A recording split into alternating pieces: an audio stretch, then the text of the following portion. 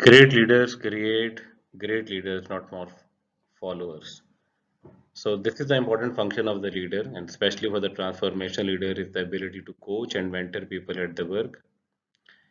Uh, while leadership has been a long interest to the organizational behaviorist, coaching and mentoring are more recent domains of the research and theory. So during this presentation, I'm going to discuss with you leader as coaches, leaders as motivators, and then at the end I'm also going to discuss about the positive psychological capital and positive which basically influence the positive leadership as well. Okay, let's first define what is the coaching. So coaching is the process of developing and enhancing employees job competencies and capabilities through constructive suggestion and encouragement. तो coaching से मुराद ये है कि आप किस तरीके से employ की कॉम्पिटेंसीज को इन्हांस करते हैं, उनकी कैपेबिलिटीज़ को बढ़ाते हैं मुख्तलिफ सजेशन के ज़रिए से, मुख्तलिफ इनकरेजमेंट से। जो लोग मुख्तलिफ स्पोर्ट्स खेलते रहे हैं और जहाँ उनको कोचेज़ अवेलेबल हैं, उन्होंने ये देखा है कि कई जो अच्छे कोच होते हैं, वो किस तरह लोगों को डेवलप करते हैं, किस तरह उनको इनकरेज करते हैं, किस तरह उनका स्किल सेट बढ़ाते हैं। कोचिंग का बुनियादी मकसद ये होता है किस तरीके से एक्सीलेंस जो है ऑर्गेनाइजेशनल आउटकम के अंदर बढ़ाई जाए। कोचिंग जो है वो लीडरशिप से मुख्तलिफ है क्योंकि coach is not a person who direct people, rather the coach is develops the individual knowledge and skill. तो कोचिंग के अंदर इंडिविजुअल की साइकोलॉजिकल हेल्थ का भी ख्याल रखा जाता है और इसकी एक स्ट्रॉन्ग लिंक है पॉजिटिव साइकोलॉजी के साथ।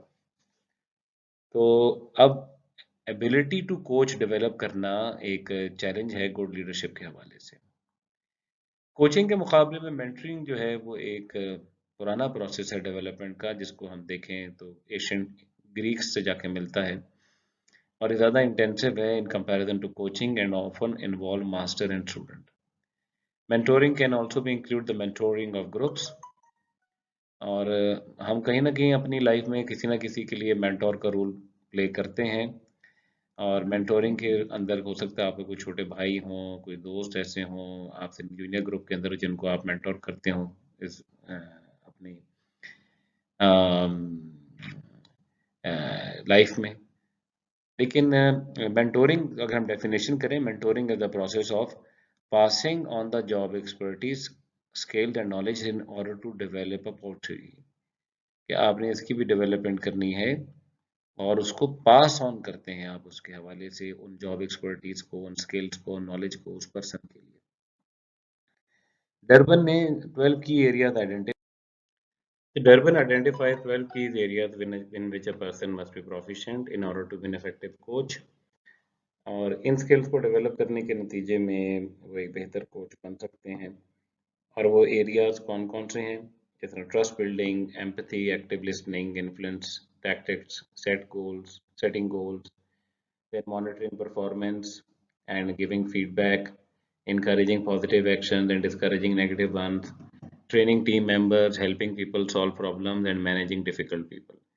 तो ये वो सारे एरियाज हैं, अगर इसके अंदर एक्सपर्टीज डेवलप की जाती हैं तो एक बेहतर कोच जो है वो बन सकते हैं अकॉर्डिंग टू डर्बन। अब जितनी भी लीडरशिप की थ्योरीज आपने पढ़ी हैं और कोचिंग का भी देखें तो कोचिंग के अंदर भी एक एज अ मेंटर और कोच आपके अंदर ये एबिलिटी होनी चाहिए कि लोग आपसे इंस्पायर हों और मोटिवेट हों।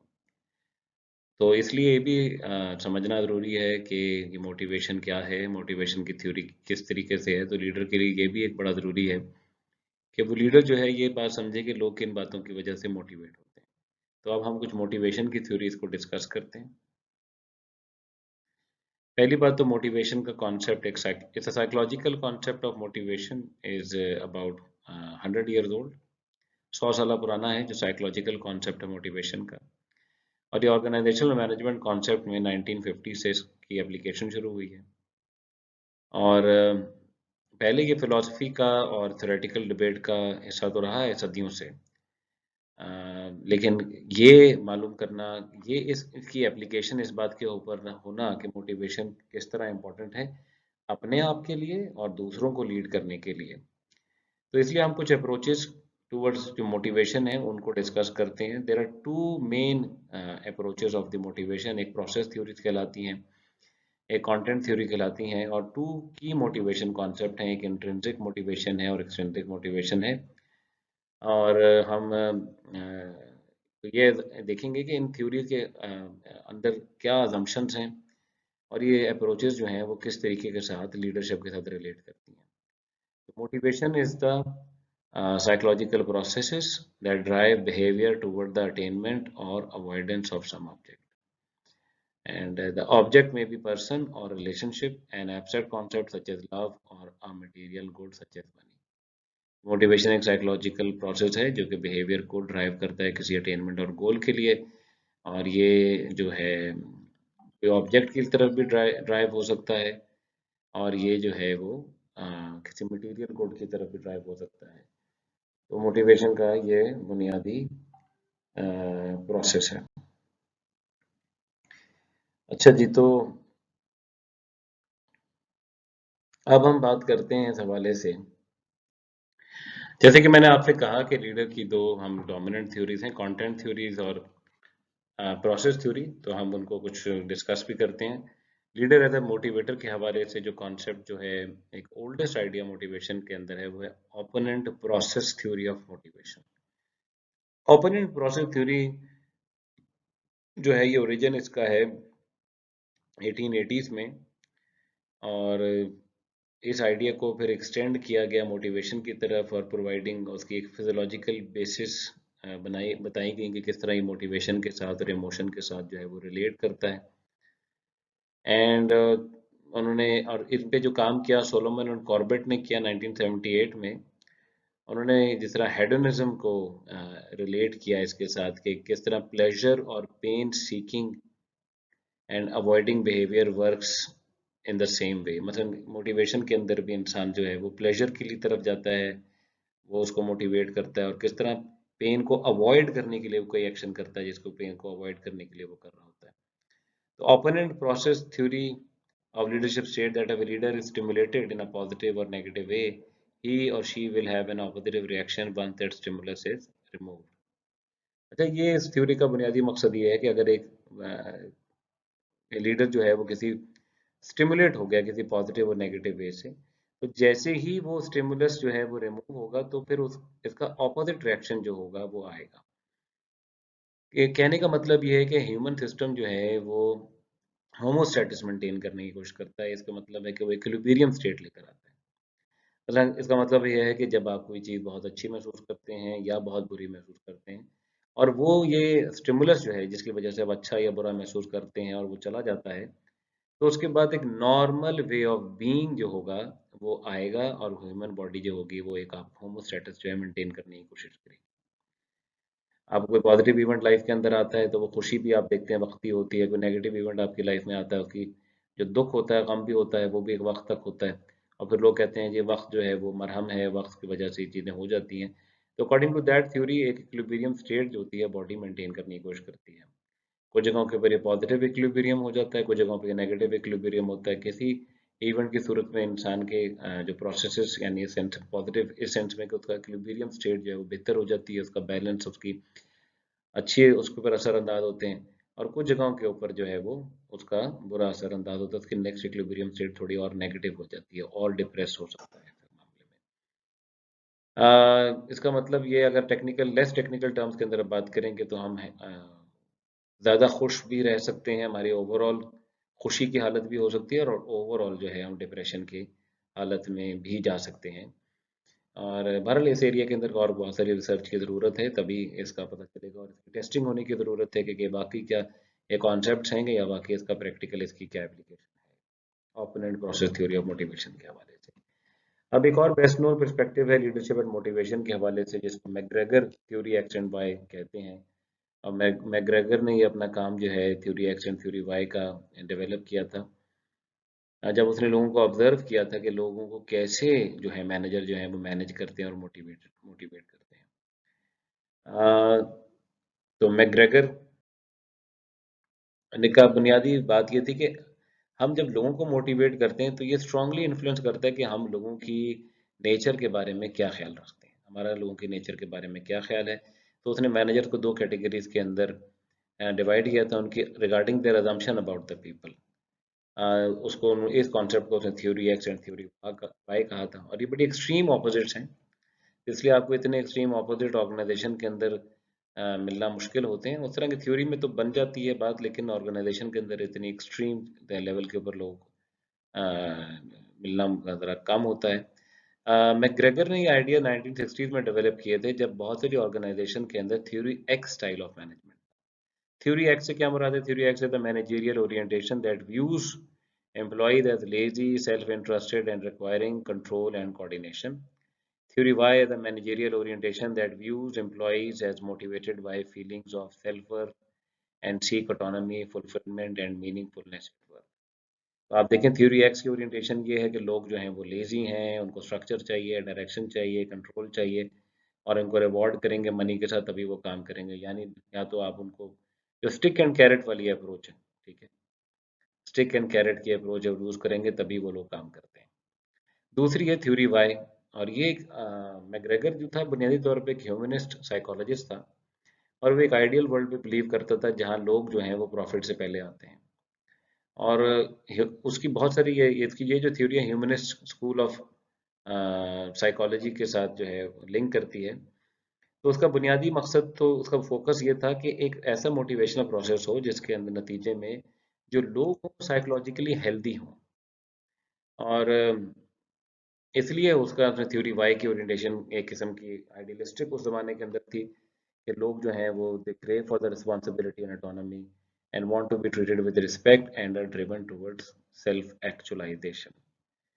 अच्छा, ये जो सेल्फ एक्चुअलाइजेशन का कॉन्सेप्ट है, इस पे भी मैं आपसे बात करता हूँ, लेकिन बहुत सारे सदियों से ये मामला आ रहा है, फिलोसफर इस बात पे सोचते हैं कि why we do the things we do, हम जो ये काम कर रहे हैं वो क्यों कर रहे हैं।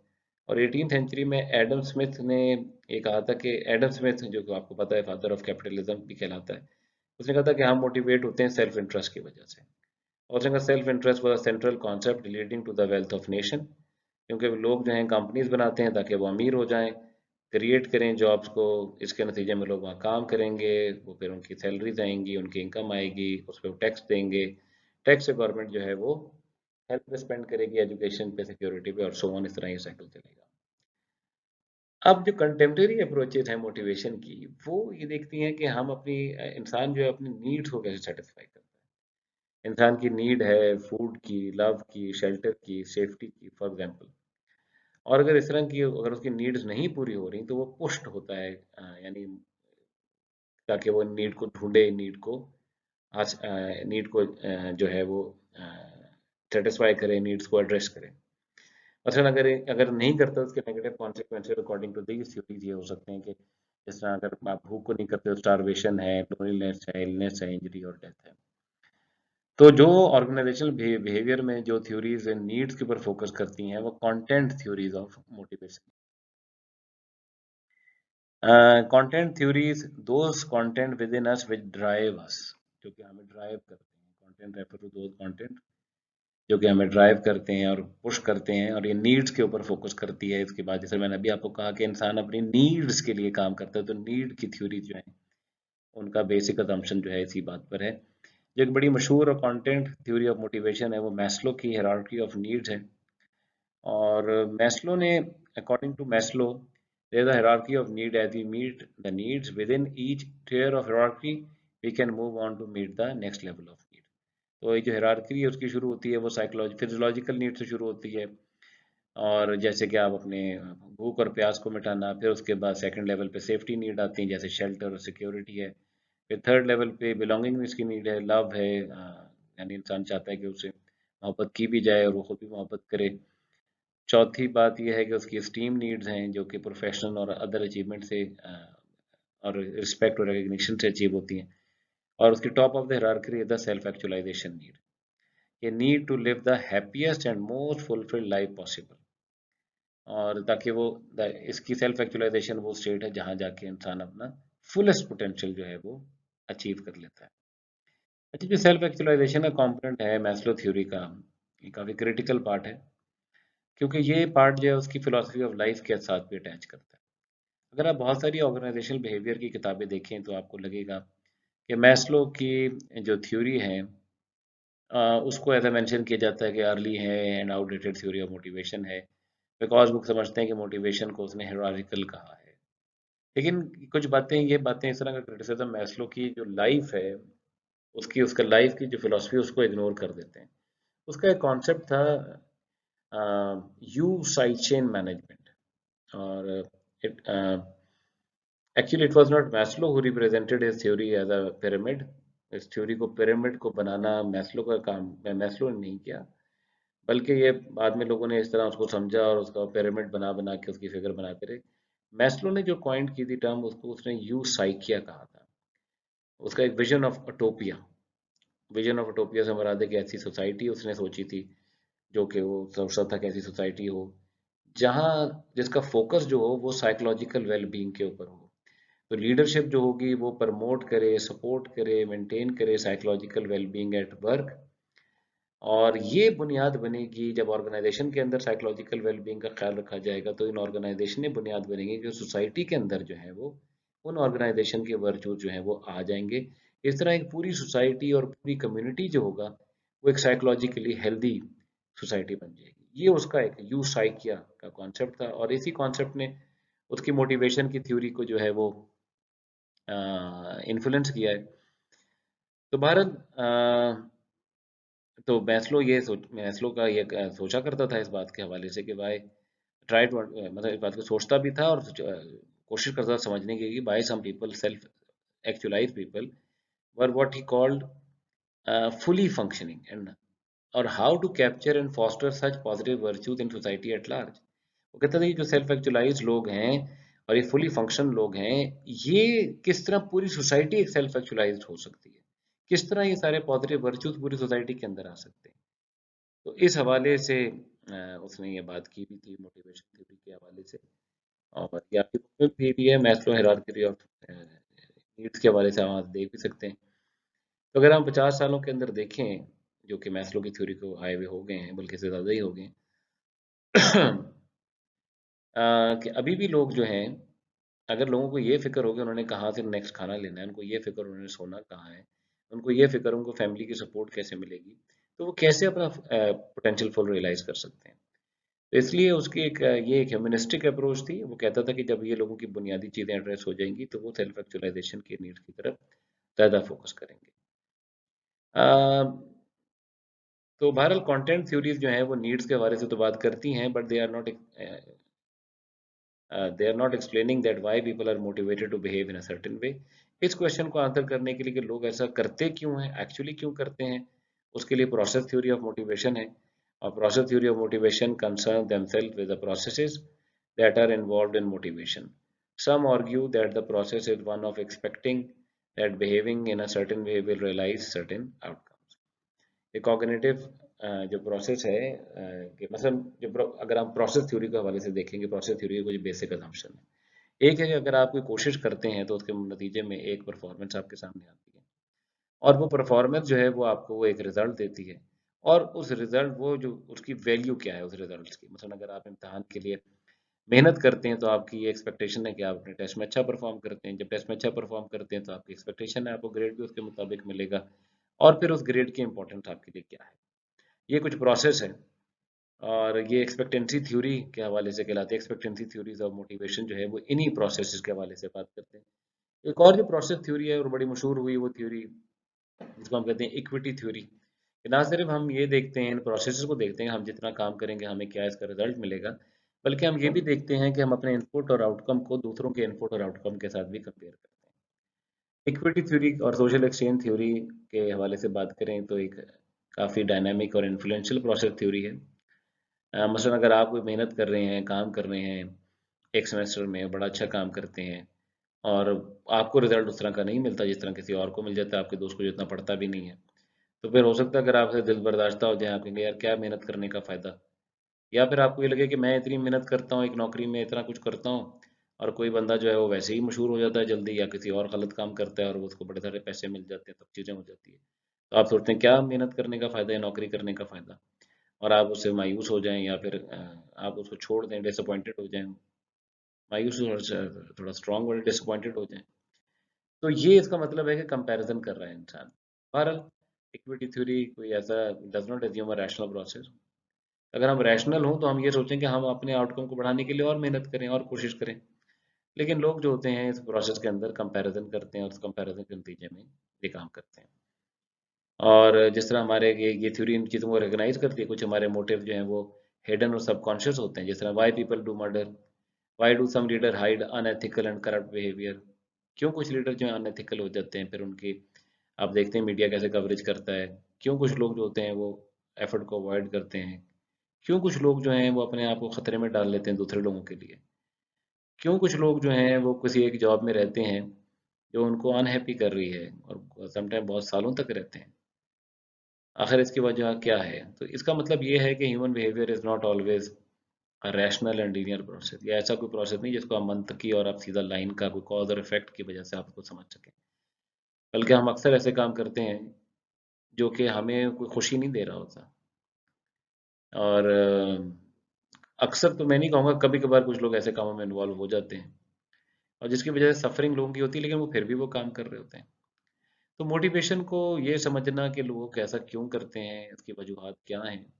एक और कॉन्सेप्ट भी आपको हेल्प करेगा इन चीज़ों को समझने के लिए, इसको हम कहते हैं एक्सट्रिंसिक और इंट्रिंसिक मोटिवेशन। इंट्रिंसिक मोटिवेशन जिस तरह कोई इंसान इसलिए भी पढ़ता है कि उससे मौका मिलता है कि उसको एंजॉय करता है, इसमें उसका इंटरेस्ट है, इसमें उसको मौका मिलता है सेल्फ एक्सप्रेशन का। तो आप हो सकता है इस किताब को पढ़ रहे हो, इस लेक्चर को सुन रहे हो क्योंकि आप इंटरेस्टेड हो इन कॉन्सेप्ट के हवाले से, क्योंकि आपको ये स्टिमुलेट करती हो ये कॉन्सेप्ट। और दूसरे एक्सटेंडिंग फैक्टर भी हो सकते हैं कि आपको इसमें ग्रेड्स अच्छे चाहिए, आपको एक्सपेक्टेशन है अगर मैं लेक्चर पढ़ूंगा तो जो चीज़ें आएंगी वो इससे रेलेवेंट होंगी और मैं अच्छे तरीके से उसमें परफॉर्म कर सकूंगा। लोग प्रॉमिस ऑफ रिवॉर्ड और थ्रेट ऑफ पनिशमेंट इसलिए भी पढ़ते हैं कि कहीं फेल ना हो जाए, इस वजह से भी लोग पढ़ते हैं। तो बहरहाल ये मुख्तलिफ वजूहात हैं जिसकी वजह से होता है लोग काम करते हैं। तो इसको आप इंट्रिंसिक मोटिवेशन वो मोटिवेशन है जो इंटरनल स्टेट्स इसको ड्राइव और वो इंटरनल स्टेट जो है वो उसके बिहेवियर को ड्राइव करें, that directly meet self actualization and belongingness need.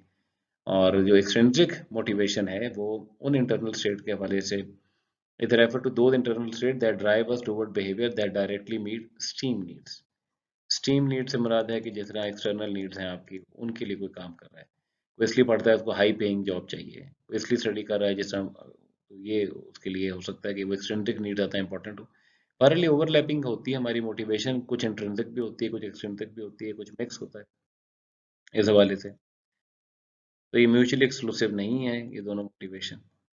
अब एक मोटिवेशन की एक और थ्योरी है जिसको हम कहते हैं क्वेश्चन ऑफ सेल्फ डिटर्मिनेशन।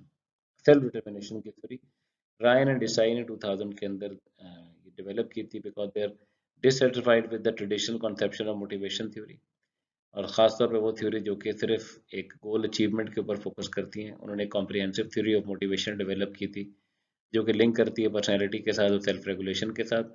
और इस थ्योरी को उन्होंने कहा था सेल्फ डिटर्मिनेशन थ्योरी। और सेल्फ डिटर्मिनेशन थ्योरी काफ़ी ज़्यादा अहमियत देती है उस सोशल कॉन्टेक्स्ट को जो कि फैसिलिटेट कर रहा हो या ख़राब कर रहा हो साइकोलॉजिकल वेलबींग और हेल्थ। तो social determination theory is a theory of motivation that emphasizes our intrinsic need to be seen as competent, liked and free from the control of others। ठीक है, वैसी मोटिवेशन की थ्योरी है जो intrinsic needs को देखती है as a component like and free from the control of the other. जो कि अगर हम ये देखें इस हवाले से जो क्रिटिकल कंपोनेंट है सोशल डिटर्मिनेशन थ्योरी का, वो है सोशल कॉन्टेक्स्ट। अच्छा, अगर आप इनका जो कोट आपने इसके अंदर आपकी बुक में भी लिखा हुआ है उसको आप देखें, तो जो सोशल कॉन्टेक्स्ट एक ऐसा सोशल कॉन्टेक्स्ट जो कॉम्पिटेंस और रिलेटेडनेस और ऑटोनॉमी इन चीज़ों को अगर प्रमोट करे, ऐसी सिचुएशन में उसकी साइकोलॉजिकल वेलबींग जो है वो बेहतर होगी। और अगर इन चीज़ों को वो रोके तो फिर वो जो होगी उनकी साइकोलॉजिकल हेल्थ जो है वो अफेक्ट होगी। यानी कि लोग जो हैं अगर when people free they have achieved high self level of self determination, they are believed to be operating at high level of psychological health and well being because they feel more competent, they feel more they social and free। लेकिन अगर उनको हर जगह तरीके से रोकने की कोशिश की जाए तो वो वहाँ अपने आप को ऐसे महसूस करेंगे जैसे कि वो कैदी हैं, उस जगह पे काम करते हुए अपने आप को कैदी समझना शुरू हो जाएंगे ऑर्गेनाइजेशन। ओके जी। अब आखिरी जो कॉन्सेप्ट है पॉजिटिव साइकोलॉजी ऑफ लीडरशिप का है। और पॉजिटिव साइकोलॉजी जो और दूसरा है how to build a positive psychological capital through authentic leadership. अच्छा, एक लीडर होना जो है वो ना सिर्फ एक पावर है बल्कि एक मॉरल रिस्पॉन्सिबिलिटी भी है। और इसमें देखा गया है कि लीडरशिप के जो बिहेवियर हैं और उसकी थिंकिंग जो है वो कैसे मुख्तलिफ फैक्टर से जो है वो अफेक्ट होती है। कुछ अप्रोचेस जो इमर्ज हुई हैं वो पॉजिटिव साइकोलॉजी के अंदर भी हुई हैं जो कि ज़्यादा अहमियत देती हैं ऐसे वर्चूज़ को जो कि स्ट्रेंथ ऑफ ए करेक्टर है, विजडम है, ऑथेंटिसिटी है एंड ह्यूमैनिटी, इन चीज़ों को वो सबसे ज़्यादा अहमियत देती हैं। अगर हम कहेंगे जी लीडर की जो है एक मॉरल रिस्पॉन्सिबिलिटी भी है और किस तरीके से उसकी मॉरल रिस्पॉन्सिबिलिटी जो है वो अपनी पूरी करता है, तो उसके अंदर पॉजिटिव साइकोलॉजी की ये थ्योरीज जो है वो हेल्प करती हैं। बहुत सारी ट्रेडिशनल थ्योरी जो है वो लीडर्स के अंदर डिफरेंशिएट नहीं करती। उनको हिटलर और इमरान खान के अंदर फ़र्क नहीं लगेगा क्योंकि लीडरशिप का वो एक हिटलर या ओबामा के अंदर फ़र्क नहीं लगेगा, हिटलर और डोनाल्ड ट्रंप में नहीं फ़र्क लगेगा। लेकिन ये थ्योरीज जो हैं ये अप्रिशिएट करती हैं विजडम को, ऑथेंटिसिटी को, ह्यूमैनिटी को। These are the strong values जो कि एक लीडरशिप को ये बनाती है कि उन्होंने अच्छा काम करना है। तो उसके हवाले से अगर मिलग्राम के एक्सपेरिमेंट को देखा जाए, मिलग्राम ने एक्सपेरिमेंट्स किए थे कि why people would follow some leader to the point where they would engage in bad behavior। और उसका एक बैकग्राउंड था, जाहिर सी बात है वो ज्यूइश था। उसका एक बैकग्राउंड था कि क्यों लोग जो थे उन नाजी कैंप्स के अंदर इस तरह के काम किया करते थे जिसकी वजह से दूसरों को पेन इन्फ्लिक्ट किया करते थे। उसने इस हवाले से कुछ एक्सपेरिमेंट्स भी किए हैं जिसका लिंक आपकी बुक के अंदर मौजूद है, आप देख सकते हैं। मिलग्राम के एक्सपेरिमेंट के नतीजे में उसने ये देखा कि बहुत सारे तकरीबन टू थर्ड जो थे उसके एक्सपेरिमेंट के रिस्पोंडेंट जो थे उन्होंने अथॉरिटी को ओबे किया to inflict the pain on the other people. हालांकि वो एक एक्टिंग थी और वो, लेकिन उसके बावजूद एक्टिंग इस सेंस में कि जिनको पेन दिया जा रहा था वो एक्ट कर रहे थे। तो उसने कहा कि कभी कभार ये जो ऑर्डिनरी लोग हैं they simply doing their jobs and without any particular hostility on their part can become agents in a terrible destructive process. Moreover, even when the destructive effects of their work become patently clear and they are asked to carry out actions incompatible with fundamental standards of morality, relatively few people have the resources needed to resist authority। यानी कहने का मकसद ये है कि बहुत सारे लोग जो कि एक आम जॉब कर रहे होते हैं और उसके अंदर वो कैसे कोई गलत काम भी करते हैं, यानी ऐसा काम करते हैं जैसे दूसरे इंसानों को पेन मिल रही है और वो सिर्फ इसलिए कर लेते हैं कि जनाब ये तो हमारी जॉब है। कम लोग होते हैं जो कि अथॉरिटी को रेजिस्ट करते हैं अकॉर्डिंग टू हिज फाइंडिंग। और बहुत सारे लोग जो हैं वो अपनी कहते हैं कि जी जॉब कर रहे हैं, हमारे हम तो जॉब कर रहे हैं इसलिए जॉब की वजह से ये काम कर रहे हैं। लेकिन यहाँ बैठकर कुर्सी पे बैठकर ऐसे लोगों को कंडेम करना तो आसान है, लेकिन जब आप वो सिचुएशन के अंदर हों और आपके अथॉरिटी का प्रेशर हो तो कितने ही लोग होंगे जो अथॉरिटी के उस प्रेशर को रेजिस्ट करें और वो काम करें जो कि वो समझते हैं उनके कॉन्शियस और उनकी मोरालिटी की वैल्यू के मुताबिक। तो बहरहाल ये कुछ बातें थी। अच्छा हाँ, ये कॉन्सेप्ट जो है ऑथेंटिक लीडर का। अच्छा, ये लूथेन एंड एवोलिया का कॉन्सेप्ट इन्होंने ये इसको कॉन्सेप्चुलाइज किया था ऑथेंटिक लीडर का। और देयर ऑथेंटिक लीडर डेवलपमेंट उन वैल्यूज़ को एग्जाम्पलीफाई करता है जो कि पॉजिटिव साइकोलॉजी की वैल्यू जो कि मैंने आपको ऊपर एक्सप्लेन की। उनकी डेफिनेशन के मुताबिक ऑथेंटिक लीडर एक ट्रांसपेरेंट लीडर है और इनकी जो वैल्यूज़ वो कहते हैं उन वैल्यूज़ को वो लिव भी करते हैं, उनके एक्शन और बिहेवियर के अंदर लिंक नहीं है। यानी दूसरे लफ्ज़ों में आप कह दें कि उनके अंदर मुनाफकत नहीं है कि वो जो कह रहे हैं वही कर रहे हैं। ठीक है। Authentic leader have the qualities of transformation leader, but also work on moral and ethical grounds, possesses great self-awareness, integrity, confidence, and self-control, and are positive, optimistic, and resilient। तो आप authentic leader के अंदर transformation leader की qualities मौजूद हैं, लेकिन साथ साथ moral और ethical ground भी हैं। तो authentic leader जो होते हैं वो इंस्पायर करते हैं, ट्रांसफॉर्म करते हैं, मेंटोर करते हैं, डेवलप करते हैं। authentic leader जो है, अगर आप देखें मैस्लो का जो मैंने आपसे यू साइड चेन फिलोसफी कहा था उसको अचीव करने के लिए बड़े आइडियलिस्टिक हैं। और ऑथेंटिक लीडर की डेफिनेशन को अगर देखा जाए तो वो इस बात को रियलाइज़ करते हैं जहाँ उनसे कोई मिस्टेक हो जाती है, अपनी मिस्टेक पे जानबूझकर अकड़ते नहीं हैं, इस बात के ऊपर रिस्पॉन्सिबिलिटी लेते हैं, अकाउंटेबिलिटी को एक्सेप्ट करते हैं और उस सिचुएशन को चेंज करने की कोशिश करते हैं। और तो ये भी एक बात है कि ऑथेंटिक लीडरशिप आपको उन मॉडल्स में ज़्यादा नज़र आती है, उस सिचुएशन में ज़्यादा नज़र आती है जहाँ लीडर के पास ये मौका हो कि वो अपने सबॉर्डिनेट की ज़रूरत को समझते हुए उनकी कल्चरल, मॉरल और एथिकल स्टैंडर्ड के मुताबिक काम कर सके। So the authentic leader is not only a way of being and a way of seeing, but it is also situational भी इसके अंदर एलिमेंट होते हैं। एक क्रिटिकल एस्पेक्ट जो ऑथेंटिक लीडर के हैं is the ability to develop the positive psychological capital, कि उसका एक ऑथेंटिक लीडर जो है पॉजिटिव साइकोलॉजिकल कैपिटल डेवलप करता है। Positive psychological capital refers to positive states such as hope, resilience, optimism, and self-efficacy through leadership and organizational behavior that is oriented towards the positive psychological well-being and health of its member. तो positive psychological capital जो है वो positive states, hope, resilience, optimism and self efficacy through leadership and organisational behaviour के जरिए से आपको नजर आती है। और इसका बुनियादी मकसद ये होता है कि बेहतर साइकोलॉजिकल वेलबींग जो है वो डेवलप की जाए। फ्रेड लूथन और उन्होंने काफ़ी काम किया साइकोलॉजिकल कैपिटल के हवाले से।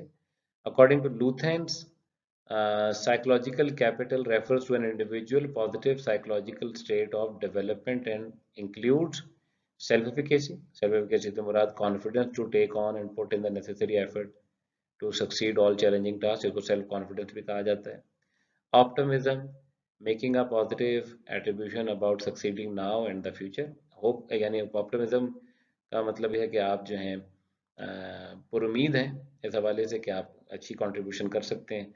Hope, preserving towards goal and when necessary redirecting paths to the goal in order to succeed. Preserving towards goal यानी काम करते रहना और इस बात को देखना कि अगर आप नहीं सक्सीड हो रहे तो किस तरह अपने रास्ते को तब्दील करना है और इसकी उम्मीद करना कि आप अपना बेहतर रास्ता जो है तलाश कर लेंगे। चौथी बात उसने रेजिलियंस की थी, the ability to bounce back and succeed in the face of problems and adversity. So Luthans and Yusuf argue that the role of psychological capital leadership is to develop and enhance employees' psychological strengths. और ये जो strengths हैं वो self efficacy, optimism, hope और resilience जो हैं, ये जो उसने उन्होंने स्ट्रेंथ बताई ये बहुत इंपॉर्टेंट है परफॉर्मेंस के हवाले से भी और सेटिस्फैक्शन एट वर्क के हवाले से भी। और लीडरशिप एक बड़ा अहम किरदार अदा कर सकती है इन चारों साइकोलॉजिकल कैपिटल के कंपोनेंट्स को डेवलप करने के हवाले से, जिसमें सेल्फ एफिकेसी, ऑप्टिमिज्म, होप और रेजिलियंस है।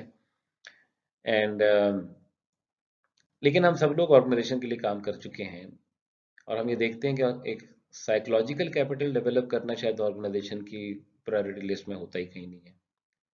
और ये हमें लगता है कि ऑर्गेनाइजेशन जो है बहुत जगहों के ऊपर इंसान की खुशी के लिए और उसकी प्रोडक्टिव और हेल्थी वर्किंग लाइफ के लिए डिसफंक्शनल होती हैं, बड़ी देर तक डिसफंक्शनल रहती हैं।